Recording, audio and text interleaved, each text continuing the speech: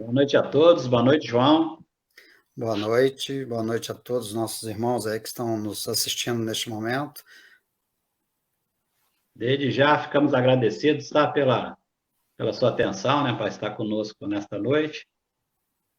E eu vou fazer a leitura de abertura do livro Fonte Viva, Psicografia de Chico Xavier pelo Espírito de Emmanuel. A lição de hoje é a lição 52, Servir e Marchar. Portanto, tornai a levantar as mãos cansadas e os joelhos desconjuntados. Paulo, Hebreus, capítulo 12, versículo 12. Se é difícil a produção de fruto sadio na lavoura comum, para que não falte o pão do corpo aos celeiros do mundo, é quase sacrificial o serviço de aquisição dos valores espirituais que significam o vivo e imperecível da alma. Planta-se a semente da boa vontade, mas obstáculos mil lhe prejudicam a germinação e o crescimento. É a aluvião de futilidades da vida inferior. A invasão de vermes, simbolizados nos aborrecimentos de toda sorte. A lama da inveja e do despeito. As trovoadas da incompreensão. Os granizos da maldade. Os detritos da calúnia. A canícula da irresponsabilidade. O frio da indiferença, a secura do desentendimento, o escarracho da ignorância, as nuvens de preocupação, a poeira do desencanto. Todas as forças imponderáveis da experiência humana como que se conjugam contra aquele que se deseja avançar no roteiro do bem. Enquanto não alcançarmos a herança divina a que somos destinados, qualquer descida será sempre fácil. A elevação, porém, é obra de suor, persistência e sacrifício. Não recues diante da luta, se realmente já podes interessar o coração nos climas superiores da vida. Não obstante, defrontado por toda a espécie de dificuldade, segue para a frente, oferecendo ao serviço da perfeição quanto possuas de nobre, belo e útil. Recorda o conselho de Paulo e não te imobilizes. Movimenta as mãos cansadas para o trabalho e ergue os joelhos desconjuntados, na certeza de que, para a obtenção da melhor parte da vida, é preciso servir e marchar incessantemente. Então tá aí, né? Até um incentivo para a gente, né? Porque a caminhada realmente é difícil. Mas a gente está recebendo um apoio aqui da espiritualidade, do Mestre Jesus, para que a gente continue, né? Sempre em frente, mesmo que dê um passo atrás, mas avance dois para frente. E desse jeito a gente vai conseguir, né? Nosso objetivo de se tornar uma pessoa melhor cada dia, né? Juntando os tesouros que realmente são importantes para o céu, né? Que são através da caridade, né? O bem ao próximo. E o aprendizado da doutrina também, que nos dá o esclarecimento, né? Então, essa foi a lição de abertura.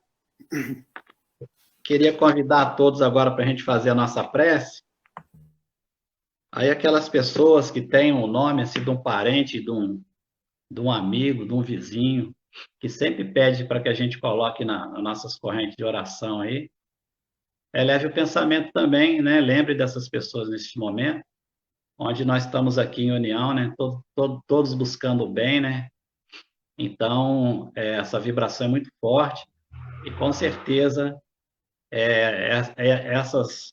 essas orações, né? Esses pedidos terão um destino certo, né? Que é o nosso Criador. Então, que a gente possa, nesse momento, elevar o nosso pensamento ao nosso Criador, cada um na concepção que faz dele, que nós possamos relaxar no aconchego do nosso lar, abrir o nosso coração e a nossa mente, para que possamos extrair toda a essência dessas informações, desse estudo que nos será passado daqui a pouco. Pedimos à espiritualidade amiga, aumentou o espiritual da nossa casa, Eurípides Barçanufo, toda a intuição ao nosso irmão João, nessas informações que ele traz para nós nesta noite, que elas possam ser esclarecedoras para todos nós e possam nos ajudar a ampliar nossa visão, o nosso entendimento na nossa caminhada diária. Senhor Deus, Pai Todo-Poderoso, neste momento de união, de reflexão, pedimos a Ti, Pai, a intercessão por todos esses nossos irmãos que se encontram em dificuldades neste momento, seja num leito hospitalar, nos seus próprios lares, ou até mesmo, Pai, abandonados à margem da sociedade. Que eles possam, neste momento, Pai, receber todas essas vibrações benfazejas e todos esses magnetismos, e a visita dos médicos espirituais também, para que possam receber o medicamento necessário, lenitivo, para abrandar suas dores. Pedimos também, Pai, por todos esses nossos irmãos que nos acompanham agora ao vivo nesta live, que eles também recebam a visita da espiritualidade de luz em seus lares e que possa trazer harmonia, paz, tranquilidade e muita humildade, Pai, para que nós possamos tratar aqueles que nos cercam, nos nossos lares, nos nossos locais de trabalho, com muito respeito, com muita simplicidade, com muita paciência, que se faz necessário, ainda mais neste momento de pandemia, em que todos nós estamos, muitas das vezes, agitados por não poder fazer o que fazíamos antes.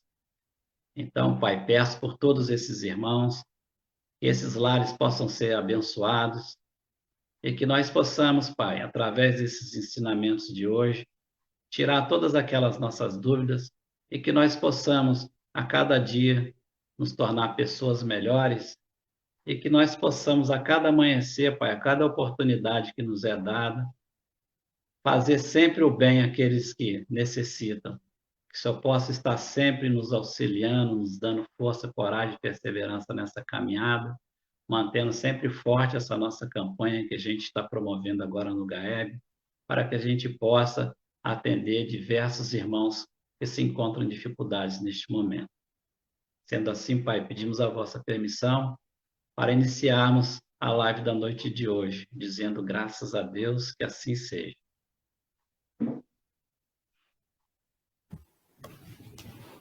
Bom, João, até às oi, 9 horas, tá? Eu vou deixar com você, depois no finalzinho a gente retorna aí. até às 9 horas? Tá, E tá ótimo. Então, mais uma vez, boa noite ao Valmir, ao Cleves, a todos os irmãos que estão nos assistindo neste momento. Eu agradeço imensamente a Deus a oportunidade recebida. Agradeço imensamente a minha família que me apoia nesse projeto de divulgar o Evangelho de Jesus e também aos queridos irmãos do grupo de apoio holístico Eurípides Barçanufo.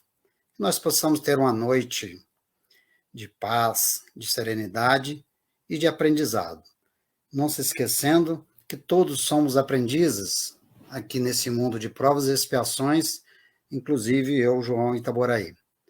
Tá bom? Então hoje nós vamos estudar um assunto, né, que está no Evangelho segundo o Espiritismo, no capítulo 19, que é a fé que transporta montanhas.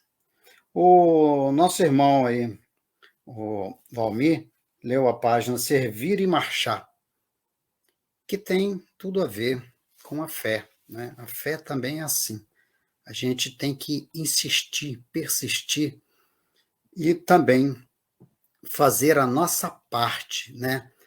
O marchar, o servir, fazer a nossa parte para que a nossa fé realmente ela seja robusta, seja uma fé onde nós não só acreditamos, mas temos a certeza que Deus vai nos amparar, vai nos proteger e que, de acordo com aquilo que nós fizermos, nós seremos beneficiados. Então, que a gente possa fazer o melhor de nós, aumentando a nossa fé e continuando neste trabalho, nessa oportunidade, que é a oportunidade da vida, né? É uma dádiva a vida.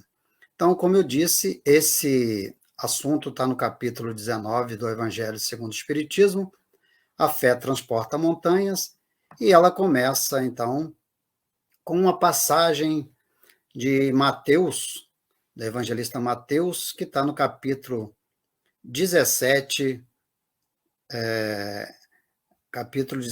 versículos de 14 a 20, que diz o seguinte: Quando ele veio ao encontro do povo, um homem se lhe aproximou e, lançando-se de joelhos a seus pés, disse: Senhor, tem piedade do meu filho, que é lunático e sofre muito, pois cai muitas vezes no fogo e muitas vezes na água.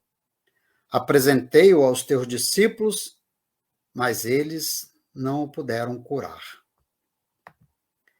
Jesus respondeu dizendo: Ó raça incrédula e depravada, até quando estarei convosco? Até quando vos sofrerei? Trazei-me aqui esse menino. E tendo Jesus ameaçado o demônio, este saiu do menino, que no mesmo instante ficou são. Os discípulos vieram então a ter com Jesus em particular e lhe perguntaram: por que não podemos nós outros, expulsar esse demônio? Respondeu-lhe Jesus: por causa da vossa incredulidade. Pois em verdade vos digo, se tivesses a fé do tamanho de um grão de mostarda, direis a esta montanha: transporta-te daí para ali, e ela se transportaria e nada vos seria impossível. Vamos ver a profundidade, né, dos ensinamentos de Jesus nessa mensagem que Mateus narra. Então, uma coisa que a gente pode entender desse jovem, né, desse filho deste Senhor, que ele fala que ora ele cai no fogo, ora cai na água, né? Ou seja, ele tinha problemas e estava ali, que nós chamamos na doutrina espírita uma obsessão. E é isso que o obsessor faz com a gente. Ora, nos sentimos no fogo, né? Aquele inferno astral. E às vezes na água tranquiliza, ora vem também novamente essas perturbações. E quando foi apresentado aos discípulos, né, eles não conseguiram curá-lo. Aí Jesus fala: a raça incrédula e depravada, né? Ou seja, a raça, você não acredita. Então, até quando eu estarei convosco?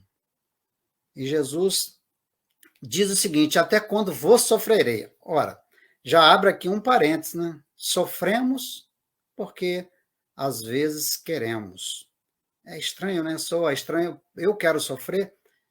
Sim, porque às vezes a gente quer colher frutos bons, mas a semente que foi plantada não germina, porque eu não faço a minha parte. Eu não adubo, né? Eu não coloco a sua aguinha, né, cotidiana ali para alimentar, para que ela possa crescer. Então, eu vou colher o que eu plantei. Então, se eu não cuido da minha plantação, eu vou ter problemas e vou sofrer.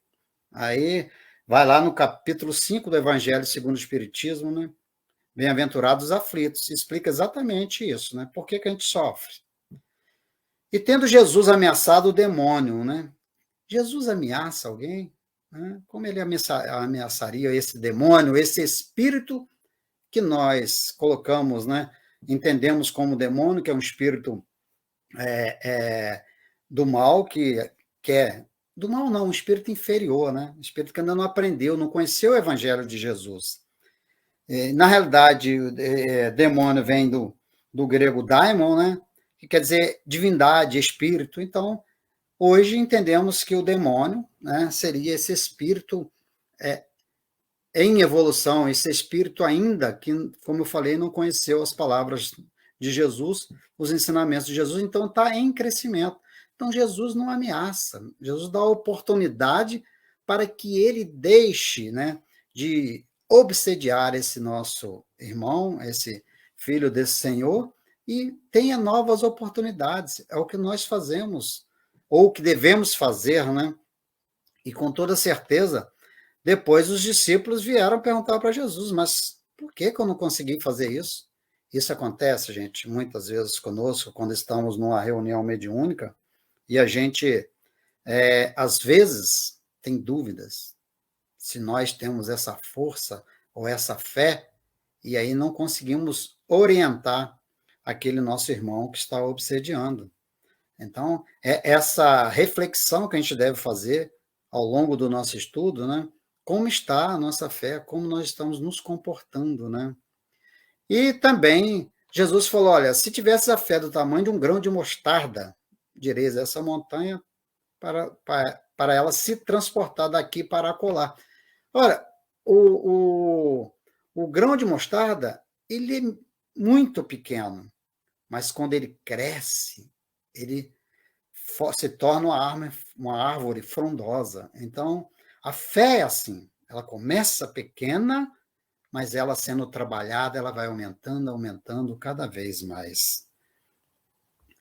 E aí, meus irmãos, essa montanha, né, essa montanha que será transportada, Jesus não está falando da montanha física, mas está falando da montanha que está dentro da gente, essa montanha da imperfeição. Então, continuando, né, nesse capítulo 19, no item 2, Kardec fala para a gente assim, as montanhas que a fé desloca são as dificuldades, as resistências, a má vontade, em suma, com que se depara na parte dos homens, ainda quando se trate das melhores coisas, os preconceitos da rotina.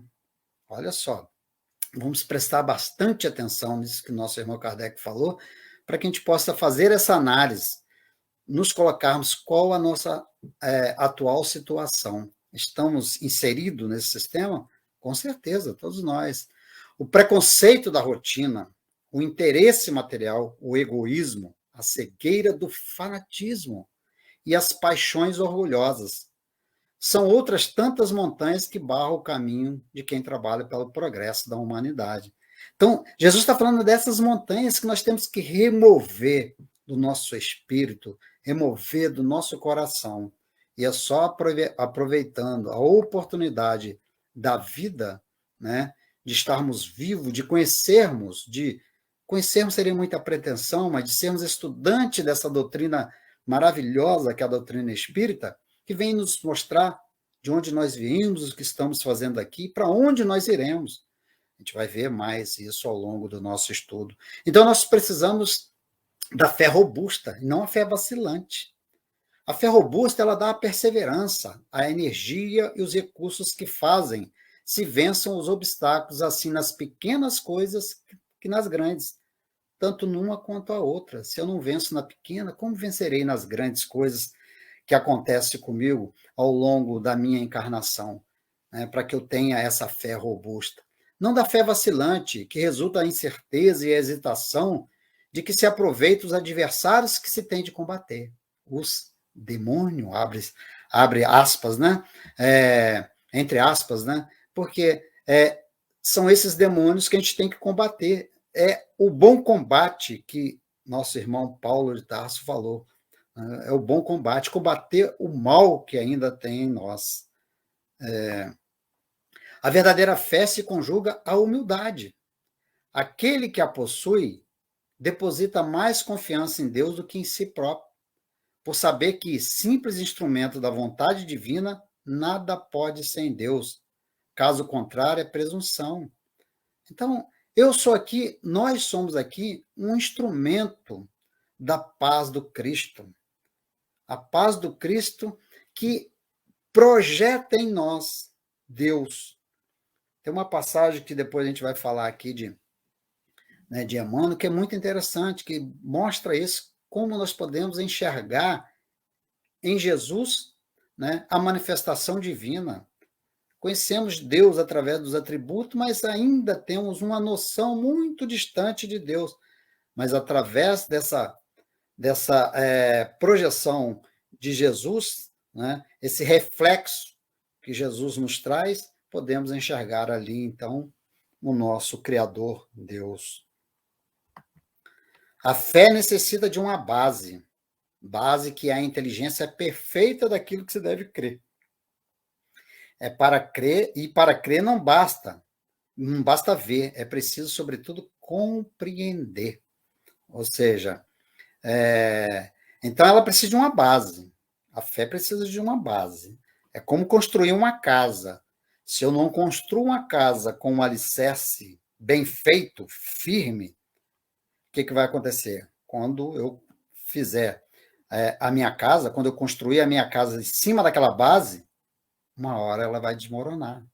É o que acontece muitas vezes com determinados irmãos, e às vezes conosco mesmo. Não teremos a presunção, eu sou espírita, a minha fé é inabalável. Não, estamos em crescimento. Estamos aprendendo, como eu disse aqui no início, somos todos aprendizes. Mas a doutrina espírita nos dá essa oportunidade da gente começar, a solidificar essa base para que ela seja construída com firmeza. E como faremos isso? Como podemos fazer isso? Vamos estudar ao longo, do nosso estudo aí, com toda certeza, para a gente aprender um pouquinho mais sobre a robustez dessa fé, Então, nós temos que compreender. É isso que a doutrina faz com a gente, vem mostrar, através desse estudo, desses estudos, desses ensinamentos, das obras codificadas pelo nosso irmão Allan Kardec, para que a gente possa realmente compreender e aí ter mais tranquilidade para passar pelos problemas da vida com fé. Para encontrar o bem e assimilar-lhe a luz, não basta admitir a existência. É indispensável buscá-lo com perseverança e fervor. Foi o que eu falei aí no início, da página do Valmir, que leu para a gente aí, servir e marchar. Então, nós temos que buscar a fé com perseverança e fervor, porque nós temos essa semente plantada em nosso coração, na nossa mente, no nosso espírito, mas tem que ser trabalhada para que ela dê realmente bons frutos. Seja qual for a nossa interpretação religiosa da ideia de Deus, é imprescindível acentuar em nós a confiança no bem, para refletir-lhe a grandeza. Então, não importa aqui, o que eu entendi dessa explicação de Kardec aqui, que não importa, inclusive, a nossa religião. É imprescindível que nós tenhamos confiança, que nós estejamos inseridos no bem para poder refletir a grandeza de Deus em nós, assim como eu falei, que Jesus reflete Deus e nós o entendemos melhor através de Jesus.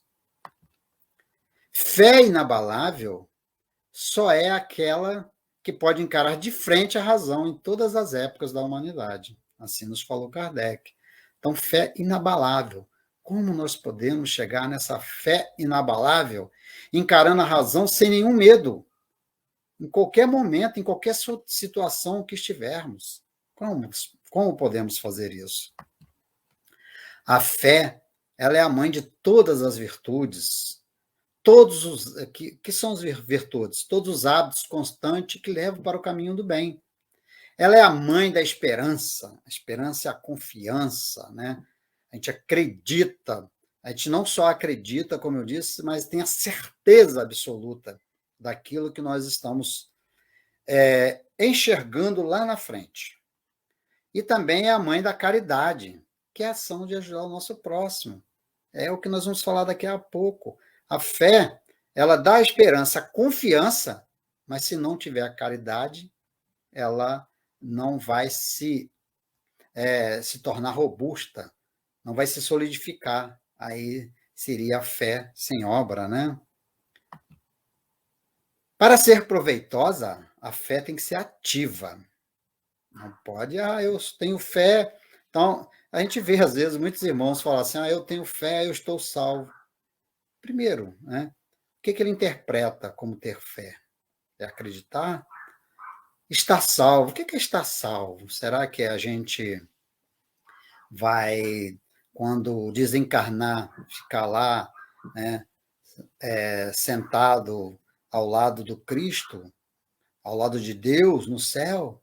Isso tudo a doutrina traz para a gente e vai mostrar para a gente que nós temos que ter essa fé ativa, nós, através da lei de ação e reação, colhemos o que plantamos. Será que a gente merece, nesse momento, no mundo de provas e expiações, merece e estamos preparados para o céu?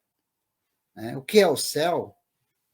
Sabemos nós que estudamos a doutrina espírita que o céu e o inferno é o consciencial. Então, ele pode estar, nós podemos passar em determinados momentos da vida, ou na maior parte da vida, né, às vezes no inferno astral, ou no céu também, né, astral consciencial. Então, essa fé tem que ser ativa, para ela não poder esmorecer, entorpecer. É mãe de todas as virtudes que conduzem a Deus. Cumpre-lhe velar atentamente pelo desenvolvimento dos filhos que gerou.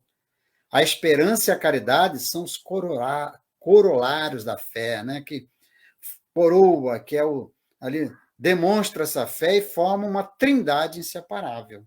Então, a fé tem que vir, como nós já vimos, né? A mãe da esperança e da caridade tem que estar junto, né? Essa trindade, ela é inseparável.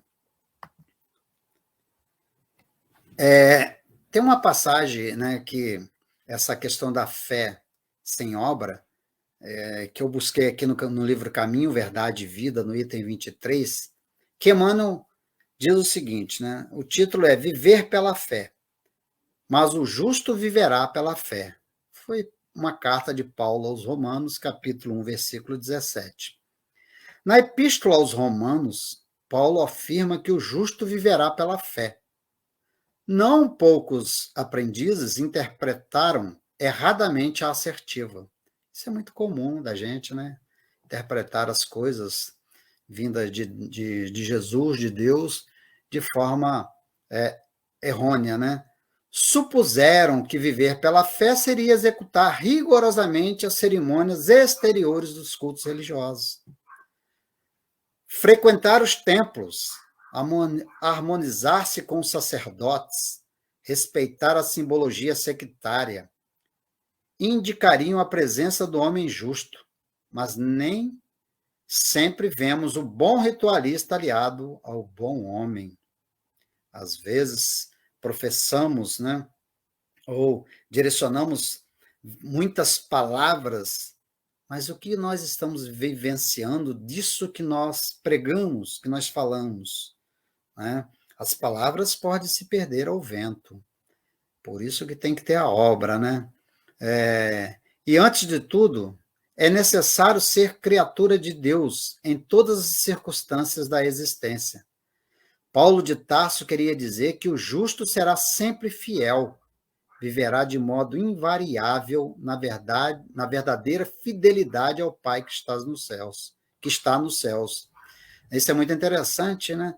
Porque a gente vê frases aí de alguns carros pregados assim, Deus é fiel. Deus é fiel. Isso não é nenhuma novidade. Por isso ele a suprema inteligência, a causa primeira, ou primária de todas as coisas. A primeira pergunta do Livro dos Espíritos.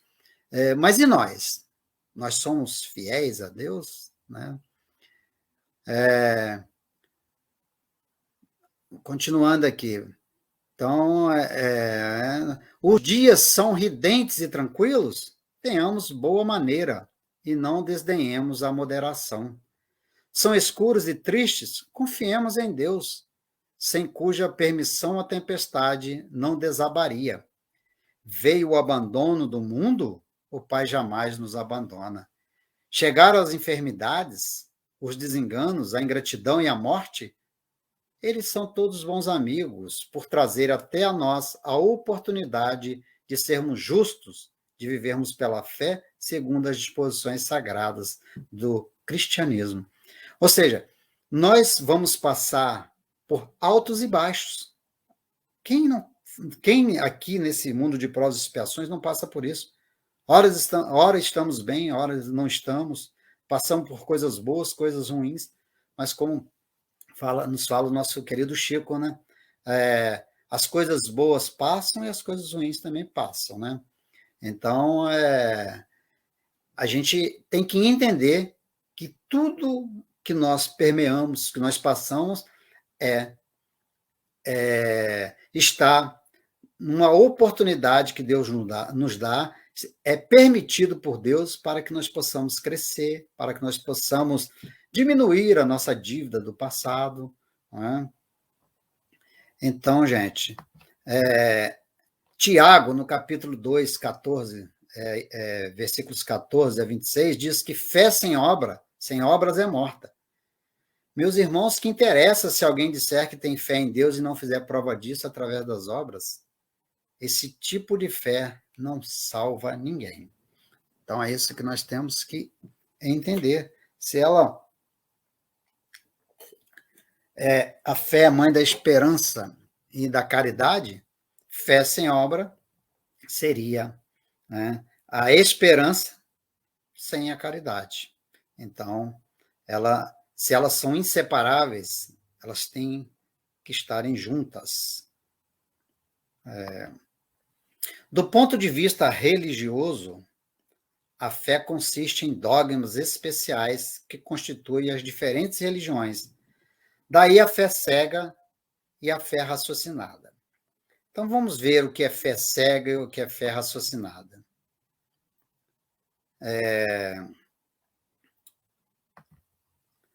Para ser proveitosa... Espera aí, eu acho que eu... Só um minutinho aqui, que eu me perdi aqui nos slides, né? Então, vamos ver o que é a fé cega e a fé raciocinada. A fé cega são os dogmas, né? Que são dogmas? Ponto fundamental de uma doutrina religiosa, apresentado como certo e indiscutível. Isso é um dogma. Olha, é isso, você não tem direito de questionar. Não tem explicação, não tem comprovação. Não precisa de ter a comprovação. Foi assim colocado, ponto final. Qual a consequência disso? A consequência é o fanatismo, é a incredulidade, é aquela fé que, quando está tudo bem, a nossa fé ela é exacerbada. Eu falo, né, às vezes demonstro através de palavras que eu tenho muita fé. Está tudo certinho na minha vida, então fica fácil, né, a fé. Agora, e quando nós passamos por determinados problemas, às vezes problemas gravíssimos? Aí, como fica a nossa fé? Será que é a mesma quando está tudo tranquilo, tudo certinho? Então, eu já vi casos de pessoas que falavam, né, muito bem sobre o Evangelho, sobre a fé, e no momento difícil de sua vida, onde ele perdeu a sua esposa, que foi a primeira e única namorada dele, era muito apaixonada, era um casal, né, viviam bem, e, de repente, depois de alguns anos de casado, a esposa morre, desencarna. E aí, esse amigo, né, no dia, inclusive, do velório, né, foi lá e falou muitas palavras até bonitas. Eu fiquei até achando assim, fiquei tranquilo, porque é um amigo, é um parente, inclusive, e aí eu fiquei tranquilo, falei até que ele está bem, mas o tempo passou. E aí a pessoa começa a questionar. Não cabe aqui nenhum julgamento, eu só estou narrando uma situação que, às vezes, demonstra uma fé cega, que ela não demonstra naquele momento que é necessário a fé, como a gente tem que agir ou se comportar. Então, passou-se um tempo, a pessoa entrou numa depressão profunda, né? E aí nada que fazia, tentava fazer, não aceitava, exatamente por defender, né, aquele está inserido naquele fanatismo, ou seja, não permite outra opinião, e aí ficava difícil de conversar. Mas Deus vai trabalhando a gente, a espiritualidade vai trabalhando a gente de forma que às vezes a gente nem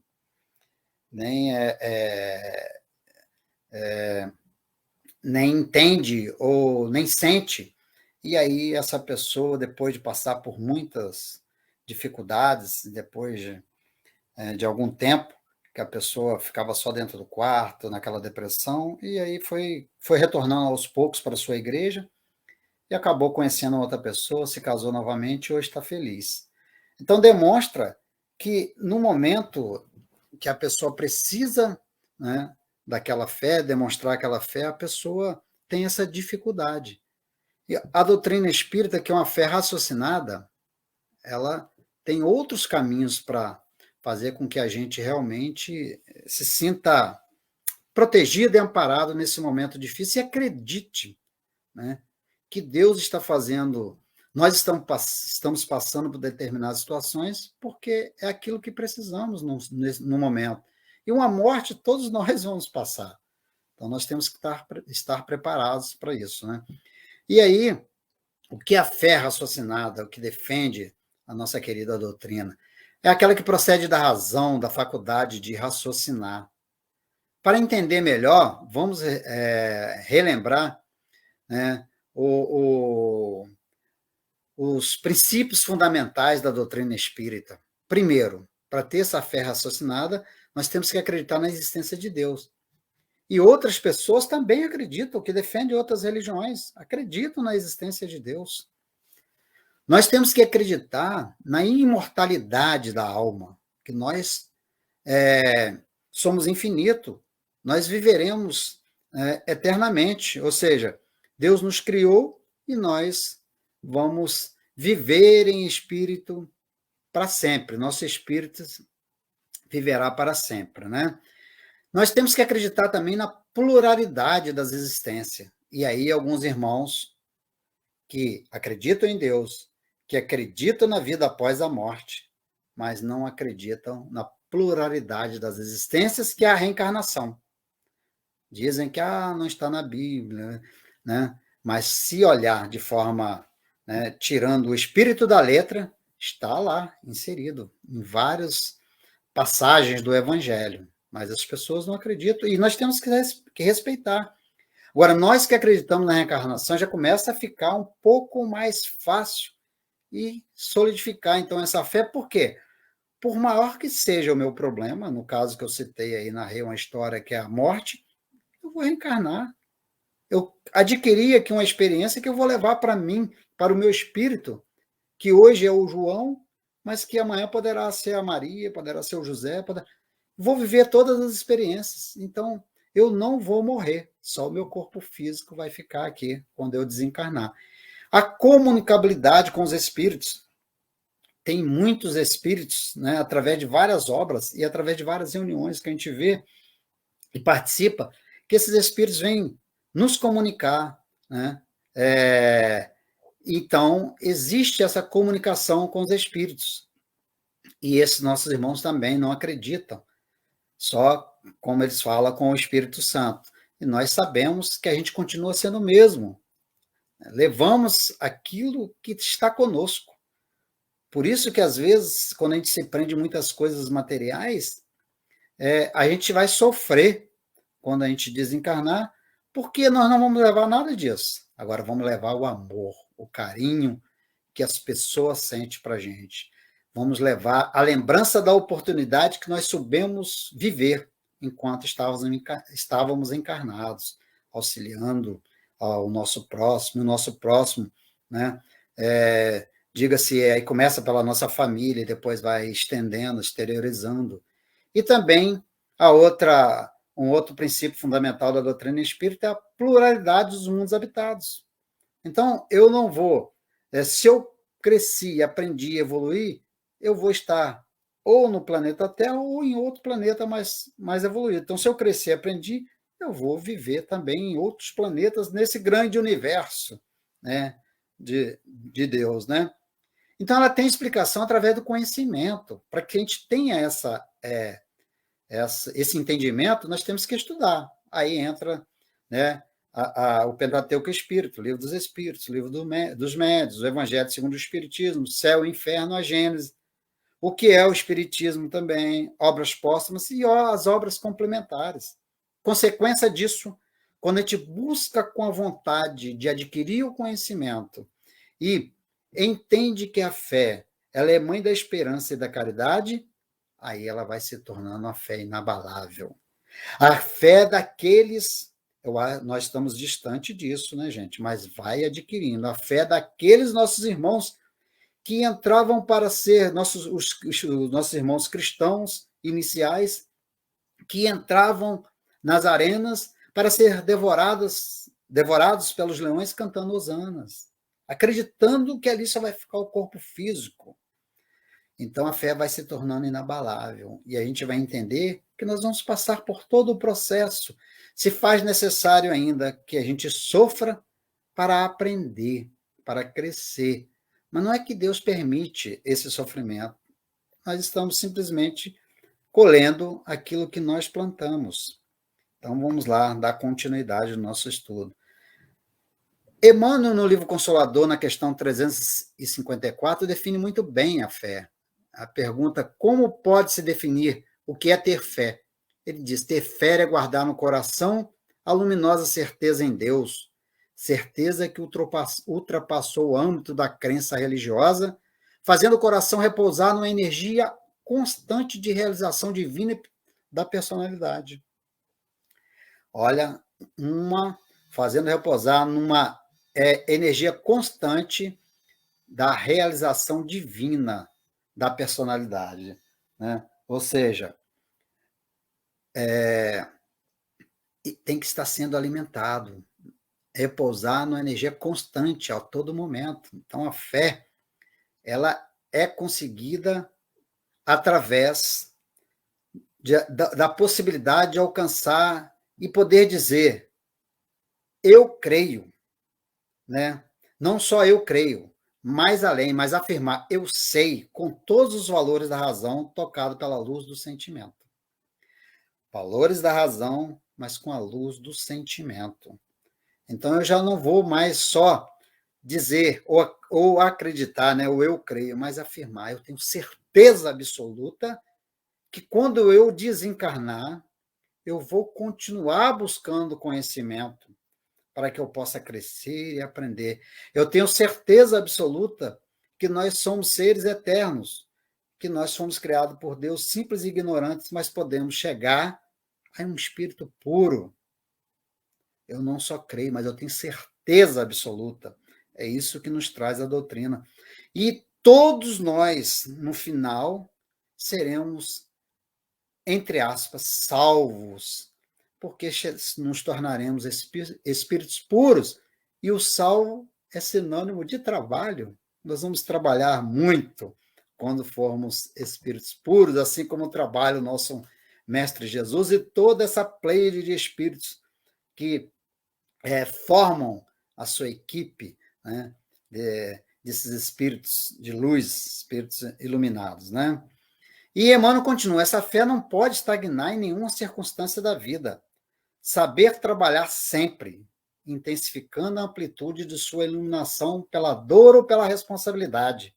Olha só, já, né, acabei de falar isso, pela dor ou pela responsabilidade. Sofremos, temos que ter fé, acreditar, abrir nosso campo mental para que a gente possa receber a energia desses espíritos iluminados, acreditando que o nosso destino está nas mãos de Deus. Então, que Deus, que o nosso Mestre Jesus possa nos fazer o escravo do teu amor, assim como disse Maria, né? Quando deu à luz, quando soube pelo anjo Gabriel que ia dar luz a Jesus, faça de mim a sua escrava, faça de mim o seu escravo, né? Deus Todo-Poderoso. Então, pela dor ou pela responsabilidade, pelo esforço e pelo dever cumprido. Então, a ação, nós temos que fazer a nossa parte. Traduzindo a certeza na assistência de Deus, ela exprime a confiança que sabe enfrentar todas as lutas e problemas com a luz divina no coração e significa a humildade redentora que edifica no íntimo do espírito, a disposição sincera do discípulo relativamente faça-se no escravo à vontade do Senhor. É o que eu acabei de falar, né? E nós sabemos que, inclusive, Leon Denis tem várias obras, né, muito importantes, que a gente tem aquele problema do ser e do destino, né, que fala do nosso pensamento. Então, ou seja, tudo é o nosso pensamento. Às vezes nós nos colocamos diante de situações e titubeamos na nossa fé. Por quê? Porque o nosso pensamento não dá receptividade para aquelas energias que estão sendo direcionadas para nós. Eu vou pedir a licença para narrar aqui um acontecido na minha vida, e todos nós, ou a grande maioria, ou parte de nós, estamos passando por este momento, que é a Covid. Então, eu me lembro que em outubro, né, eu estava morando em Itajubá, Minas Gerais, e agora voltei para Volta Redonda, e lá eu adquiri, então, o Covid-19. E aí fui para o hospital, fiquei 7 dias internado, tomando o oxigênio, não fui entubado, graças a Deus, mas fui lá pelo catéter, tomando aquele oxigênio 7 dias. E quando os nossos irmãos que professam a doutrina espírita, não só eles, mas os católicos também, evangélicos, muitos, porque a prece não importa a religião, né? Importa o pensamento, como nos fala Leon Denis. Então, o que aconteceu? Eles marcaram a hora porque eu estava lá, né, assim, sendo medicado, mas falando, conversando, diante mesmo da dificuldade, e aí, mesmo diante da dificuldade, e de vez em quando eu comunicava pelo celular. E então eles marcaram, tal hora nós vamos fazer uma prece para você, e esse grupo fazia essa prece. Então, eu procurava ali fazer a minha parte também. Qual que é a minha parte? Era eu estar com o pensamento mais elevado e, no momento da prece, participar através desses meus pensamentos, fazendo a minha prece, né, pedindo a Deus que me auxiliasse naquele momento, que me desse resignação. A cura, ele sabia o melhor para mim. Então, foi o que aconteceu. Aí, nesse momento, eu sentia essas vibrações. E interessante, cada um, né, eu vou contar assim, o que eu senti naquele momento, foi o que eu falei depois com esses meus amigos. Eu fechava os olhos, eu tinha a impressão que eu estava dentro de um túnel cheio de luzes. E aí essas luzes vinham, né, caminhando para o meu lado, sendo direcionadas para mim. E eu ali, né, fazendo a minha parte, que é entrar em sintonia com essas boas vibrações. E também, durante esse período, vinha a enfermeira, às vezes não achava uma veia, ia pegar outra. E ela teve uma que foi muito interessante, que ela custou achar a minha veia. Aí ela falou, nossa, você está sentindo a dor? Eu, não, você vai encontrar, tenha fé que você vai encontrar a minha veia. E ficava assim, vibrando ali numa energia favorável, né? Se eu ficasse irritado, muita gente, eu via lá muitos coitados, às vezes até xingando a enfermeira, fazendo o trabalho dela, os enfermeiros, Então, eu criava um ambiente receptivo. Às vezes a gente, é igual quando toma o passe. Se você vai lá, toma um passe, não cria esse ambiente receptivo, você não vai ter essa transfusão de energia.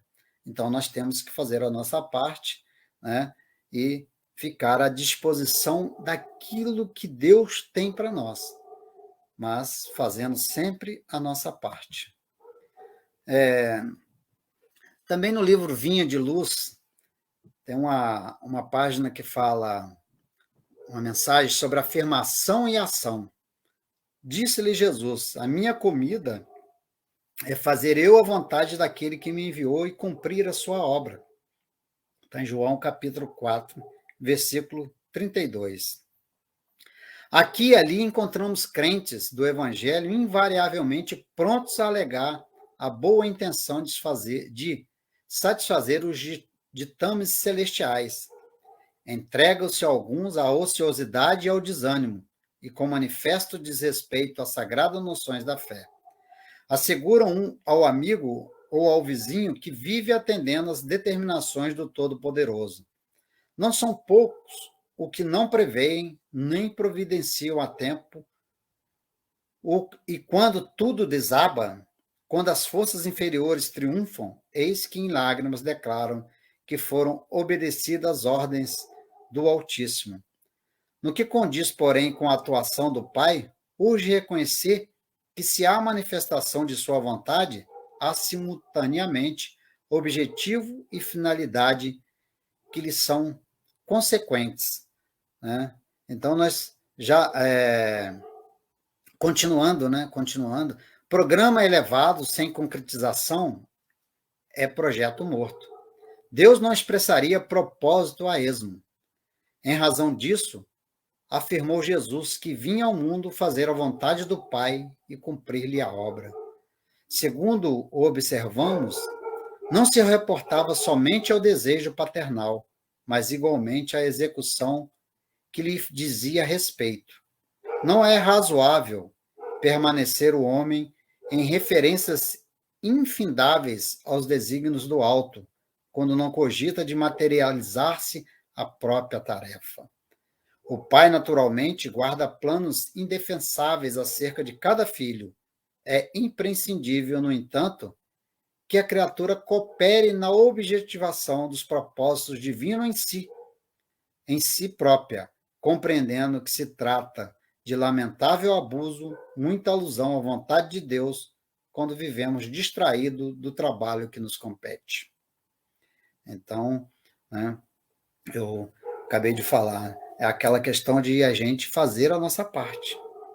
Fazer a nossa parte para que a gente possa ser realmente um trabalhador da seara do Cristo, para que nós possamos realmente sentir a presença de Jesus em nós. Por isso, é importante que façamos a nossa parte. É importante que possamos aproveitar a oportunidade dada em qualquer trabalho que formos chamados para o bem. Nós sempre podemos ajudar. Temos que ter certeza disso. Procuremos a boa parte das criaturas, das coisas e do sucesso que nos cruzem ali de cotidiana. Teremos, assim, um espelho de nossa mente voltado para o bem, incorporando-lhe os tesouros eternos e a felicidade que nasce da fé generosa e operante, libertar-nos-á dos grilhões de todo mal, de vez que o bem constante e puro terá encontrado em nós seguro refletor. Então, é isso que nós temos que ser, né? Absorver esses ensinamentos do Mestre Jesus e refleti-lo, assim como um espelho, para aqueles que nos cercam, porque assim nós estaremos levando a esses nossos irmãos a mensagem de Jesus através das nossas atitudes, através dos nossos atos. Claro que nós temos muito que aprender, claro que somos espíritos ainda imperfeitos e erramos, mas toda vez que errarmos, que a gente possa ter essa consciência de recomeçar. Jesus curava e dizia: a tua fé te curou, agora vá e não peques mais. Ou seja, vá e não continue errando. Se você errar, né, a sua fé vai te curar, mas se você errar, você vai novamente cair. E assim a gente tem que ir aprendendo gradativamente para que nós possamos tornar essa fé uma fé robusta. E encerro hoje o meu estudo, né, a minha busca de conhecimento através dessa doutrina maravilhosa que é a doutrina espírita, com um poema da nossa querida Alta de Souza, tá? Que foi feita através do nosso querido Chico, né? Da psicografia do nosso querido Chico, chama-se Página de Fé. Alma cansada e triste, alma sincera, se a dor por noite em lágrimas te alcança, acende em prece o lume da esperança, onde o grilhão da mágoa te encarcera. Ante a sombra que assalta, esfera a esfera, se surge a ofensa por sinistra lança, na tormenta do mal que investe e avança, perdoa, silencia, ajuda e espera. Esquecida na cela da amargura, não te revoltes contra a senda escura, ergue-te e serve, embora torturada. Luta, chora, padece, mas confia. Das trevas nasce a bênção de outro dia, nas promessas de nova madrugada. E assim, meus queridos irmãos, que a paz de Jesus possa estar presente em nosso coração e que possamos, a cada dia que passa, aumentar a nossa fé. Que assim seja.